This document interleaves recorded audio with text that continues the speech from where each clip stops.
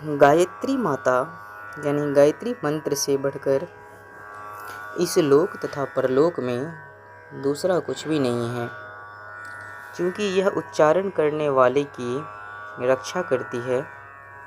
अतः इसे गायत्री नाम से अभिहित किया जाता है। 3 बार प्राणायाम करके विप्र को प्राणवायु को अपान वायु में नियंत्रित करना चाहिए और प्रणव तथा व्याहृतियों सहित गायत्री जप करना चाहिए। श्रुति संपन्न ब्राह्मण को सदा अपने धर्म का पालन करना चाहिए। उसे वैदिक मंत्र का जप करना चाहिए, लौकिक मंत्र का जप कभी नहीं करना चाहिए। गाय की सींग पर सरसों जितने समय तक स्थिर रह सकती है, उतने समय भी जिनका प्राणवायु प्राणायाम काल में नहीं रुकता, वे अपने दोनों पक्षों माता पिता की 101 पीढ़ियों के पितरों को भी कभी नहीं तार सकते।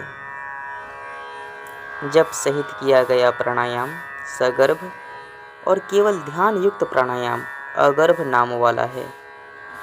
देवताओं, ऋषियों तथा पितरों को संतुष्ट करने के निमित्त स्नानांग तर्पण करना चाहिए। पुनः जल से बाहर आकर 2 शुद्ध वस्त्र धारण करके विभूति तथा रुद्राक्ष की माला धारण करनी चाहिए। इस प्रकार जप साधना करने वालों को क्रम से यह सब सदैव करना चाहिए। जो व्यक्ति अपने कंठ में 32, मस्तक पर 40, दोनों कानों में 6-6, दोनों हाथों में 12-12, दोनों बाहुओं में चंद्रकला के बराबर 16-16, दोनों नेत्रों में 1-1, शिखा में 1 तथा वक्षस्थल पर 108 रुद्राक्ष धारण करता है, वह साक्षात नीलकंठ शिव हो जाता है। हे मुने, सोने अथवा चांदी के तार में पिरोकर मनुष्य को शिखा में, दोनों कानों में, यज्ञोपवीत में, हाथ में, कंठ में तथा उदर पर श्री पंचाक्षर मंत्र नमः शिवाय अथवा प्रणव ओंकार के जप के साथ समाहित होकर रुद्राक्ष धारण करना चाहिए।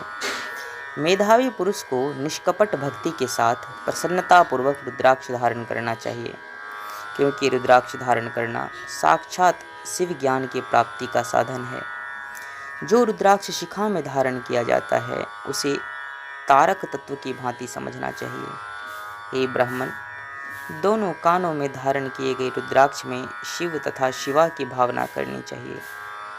यज्ञोपवीत में धारण किए गए रुद्राक्ष को चारों वेद तथा हाथ में धारण किए गए रुद्राक्ष को दिशाएं जानना चाहिए। कंठ में धारित रुद्राक्ष को देवी सरस्वती तथा अग्नि के तुल्य मानना चाहिए। सभी आश्रम तथा वर्णों के लोगों के लिए रुद्राक्ष धारण करने का विधान है।